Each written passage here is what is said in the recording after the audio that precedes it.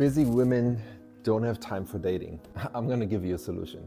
So maybe you've mastered the boardroom, the businesses, the big dreams, but somehow when it comes to dating and relationships, it feels there's never enough time. And listen, it's really not because you don't want love, I get that.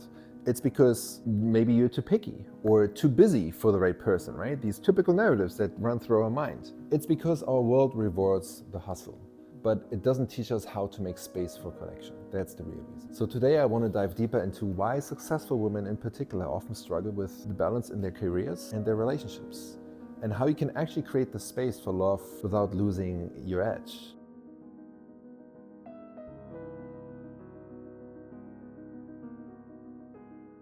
Let's set the stage. According to research from the Ecstatic Intimacy, one of the biggest relationship challenges for professional women is time.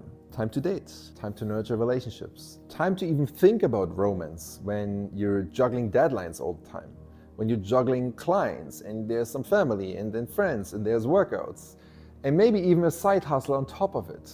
It's like your calendar is booked out until like 2032 or something.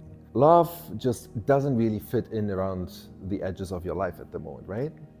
It needs to be treated as a priority, not as an afterthought though. And no, that doesn't mean quitting your career or slowing down your ambitions is the result out of it.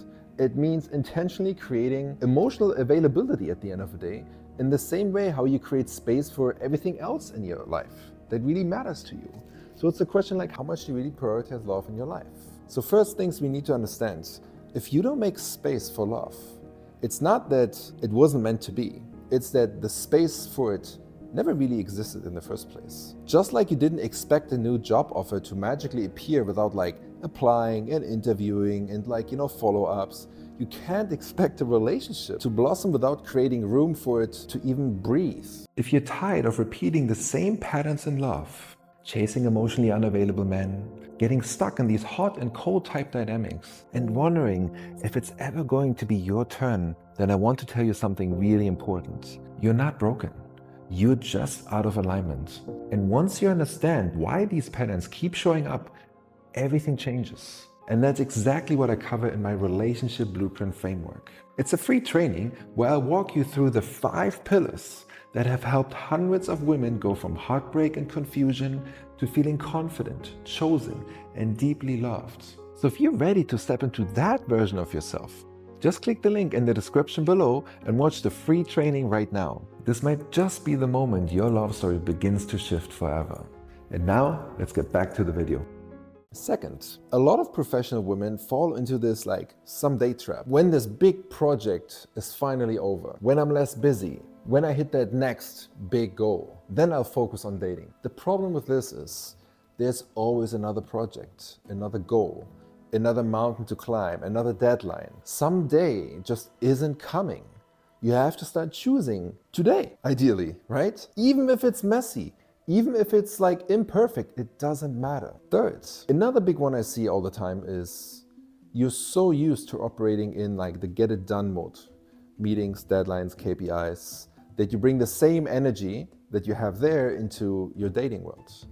Scheduling dates like calendar meetings, screening men like candidates, like you're going on an interview with them, and expecting connection to be efficient. Love isn't efficient. It's unpredictable. It's messy.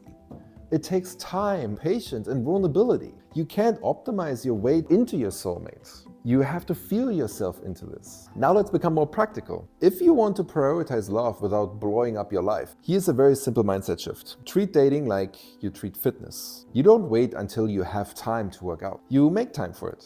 You schedule it, you go to the gym, you show up. Even if you're tired, you invest a little bit, consistently, over time. It's the same thing with your love life. Even just one night a week, no work emails, no just finishing one more thing, just space to connect, however that looks like. Dating, flirting, going out for dinners with friends, even just deepening existing relationships and friendships. You deserve that. Love deserves that. And here's the most important thing. If someone can't respect the fact that you have a big life and big dreams and big commitment, at the end of the day, they're just not your person. The right partner won't compete with your dreams. They'll cheer you on. They'll understand that you're building something really powerful and beautiful for yourself. and they want to be part of it in whatever way, shape that might look like. And they're not going to pull you away from it. You don't have to choose between love and ambitions. You don't have to wait until your life is so perfect that you finally start to open up your heart. But what you do have to do is you have to be brave enough to make space for what you say you want, at least. Love isn't a reward for finally getting it all done. Love is part of, the life you're building. So you need to prioritize that. Not because you have to, but because you get to. And trust me, the right person won't feel intimidated or be intimidated by your big life. They see it and they think, wow, I can't wait to build something with her together. So yeah, your calendar might be full, but make sure your heart still has some room.